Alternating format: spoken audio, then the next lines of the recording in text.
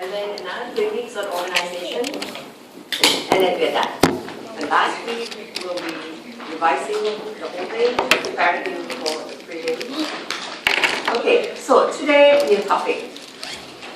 This topic is not difficult. I think it is the easiest topic in your subject guide. Yeah, it is the easiest in this syllabus.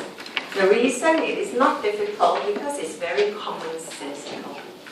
Globalization is empirical. It's not an abstract theoretical idea. It's something that you face every day.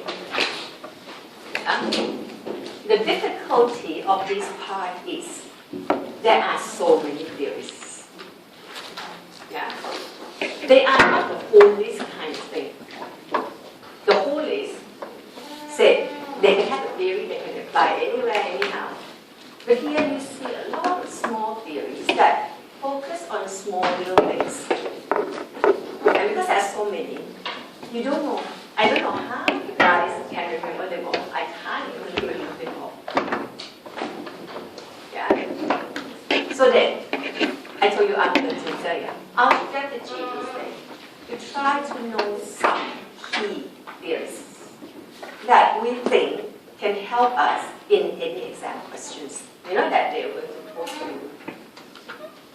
Yeah, and I think that those guys that are useful will be covered today and next week. No, next year. Yeah. After this week, we don't have class. So, next lecture. So these 2 weeks will probably cover most of the important ones. And then we'll spend another 2 weeks looking at the remaining ones. Yeah? Some of them are still quite useful. Okay. You have to read Waters. It's a small little book.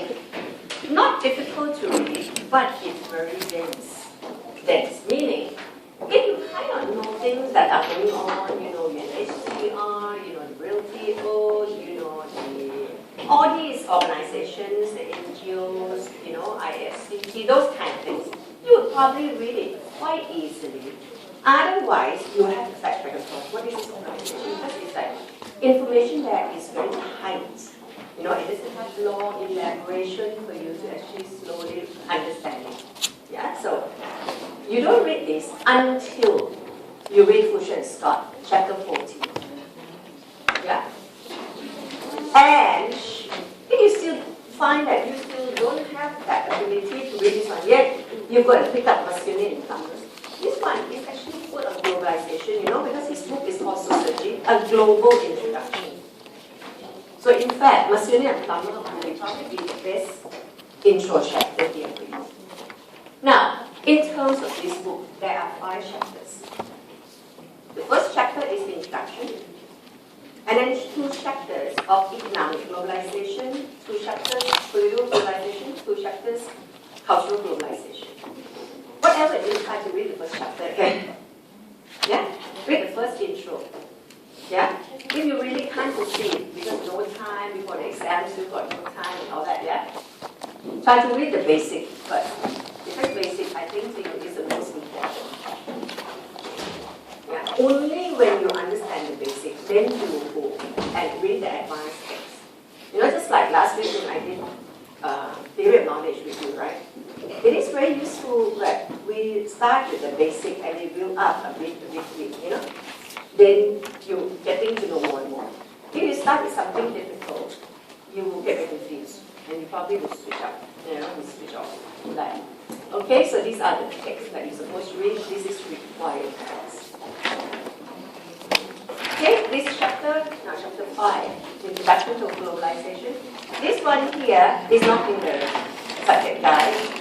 I add quite a few things for you. Yeah, things that I think could be quite useful for you to know.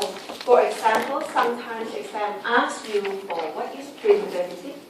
They usually don't. They ask you what is modernity or what is post-modernity. Yeah, sometimes they do. Now, pre-modern is characterized by many items. For example, the economy is agriculture. The idea, religion, family, extended, the state, autocratic. Organization, small. There are the whole list of things there. Yeah, if you look at the text, they'll give you the whole list. But under tutor, I say you don't have to know those names. Because at most, it will be 2 marks, 3 marks. Yeah, and what you write how the economy looks like, how the idea looks like, because that is easy for you. Now, so you know, pre-modern, agriculture, labor supplied by peasantry, religion, modern, industrial mass production, labor supplied by white-collar workers, science, rationality, and all understand. Postmodern today, what drives the global economy? The postmodern economy. Now we are shifting from industrial mass production into capitalism, IT, service, finance, consumer. Service is something new. Service doesn't happen last time because service last time was very small. Yeah. Now we talk about IT and knowledge society. One important thing here is last time the Industrial Revolution or industrialization was a process that moved pre-modern into modern society. Now we have a new process that is going on called information revolution, and another important process that is relevant to our lecture today and this part of the subject guide is globalization. It's a process that has helped move society from modern into postmodern. Now, the word postmodernity, you know, is a contested idea. Not everybody agrees that we are now living in postmodernity. Yeah? Last week when I did postmodernism, a perspective. Let's say today we are living in postmodernity. But not everybody agrees with that. If you go back and read the note that I gave you, you know that Anthony Giddens did not call it postmodern. Yeah, Anthony Giddens said modernity hasn't ended yet. So then that is the thing. Yeah, but in general, if we don't call it modern, what else we call it, then we call it postmodern. This one is also not in the subject guide. I got it from a series and number, and I thought it's an interesting general knowledge for you. When we talk about industrialization, when we talk about globalization, we are talking about social change. Yeah, society changes all the time, and social change is one key topic of social change. Social order, social change. Yeah? This is interesting. This is really general understanding, and I think it's nice for you to know the Earth's origin. 5 billion years ago, Earth takes form. Yeah? Many of us know that. Earliest life form, 4 billion years ago, probably single cell organism. Yeah? Single cell. Because at that time, Mother Nature doesn't have enough to support more complex organisms. So probably single cell struggle to survive there. Slowly, how do we know? We have all these evidence, earliest mammals. 12 million years ago, earliest primate. Evolutionary divide eventually yielding humans and apes. We start having human beings. At that time, human beings live in a society we call hunters and gatherers society. We talk about it so much. Now we know. In the early period of human history, we have hunters and gatherers. Marx called it primitive communism. You know, Marx set up different society, yeah? The first type is primitive communism. This is primitive communism. When people live in a communal type of living, they share things. The hunters come back to catch, they share among the tribes, not people in the tribes. So, primitive communism continue until we start to know how to cultivate. Yeah, we start to know how to cultivate. We can have fixed settlement.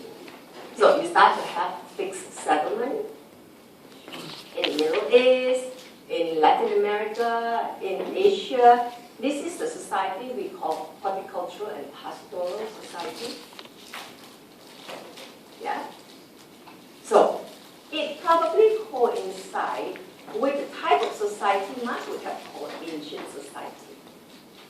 His idea about society, the ancient society. So, you have fixed settlement. Usually people start a settlement near a river. Yeah, because it provides you with transport, with water to do agriculture, and that kind of thing.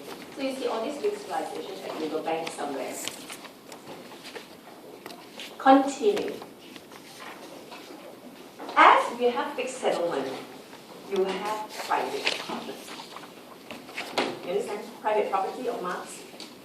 Last time, in the hunters and gatherers period, of course, no private property. You know, the forest is shared. Everybody, nobody cannot own the forest. Now, this is my land. That is your land. I want more land. More land means more food, right? So you start having fighting, and people, conquer each other's territory and that kind of thing.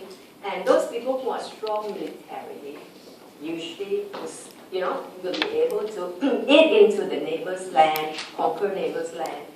And finally, you have these big empires.